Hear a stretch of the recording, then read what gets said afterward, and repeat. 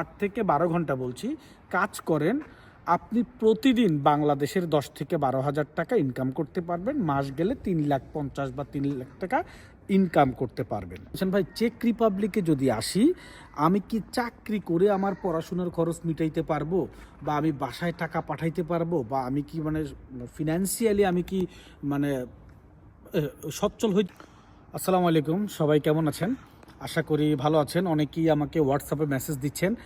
আপনাদের চেক রিপাবলিকের ব্যাপারে একেবারে কমন যে কনফিউশন বা কমন যে ব্যাপারটা কাজ করে সেটা হচ্ছে হলো, আপনারা চেক রিপাবলিক যে একটা সেনজেন কান্ট্রি বা চেক রিপাবলিক যে ইউরোপিয়ান স্ট্যান্ডার্ডের একটা কান্ট্রি, চেক রিপাবলিকে যে ইউরোপিয়ান স্ট্যান্ডার্ডে ইনকাম করা যায়, এই ব্যাপারটাই অনেকে জানেন না। যেমন আমাকে অনেক ভাই প্রশ্ন করেছেন, ভাই চেক রিপাবলিকে যদি আসি, আমি কি চাকরি করে আমার পড়াশোনার খরচ মিটাইতে পারবো, বা আমি বাসায় টাকা পাঠাইতে পারবো, বা আমি কি মানে ফিনান্সিয়ালি আমি কি মানে সচ্ছল হইতে পারবো কিনা।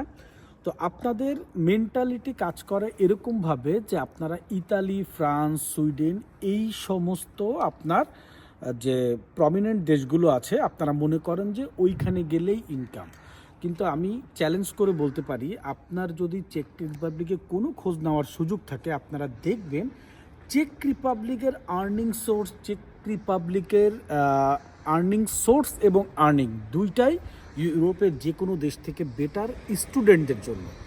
আপনাদের চেক রিপাবলিকে ওয়ার্কের জন্য কোনো প্রকার কোনো পার্ট টাইম না, ফুল টাইম, আপনি যখনই ভিসা পাবেন তখন থেকে আপনি ফুল টাইমের জন্য এলিজিবল চেক রিপাবলিকে আপনি কাজ করার জন্য।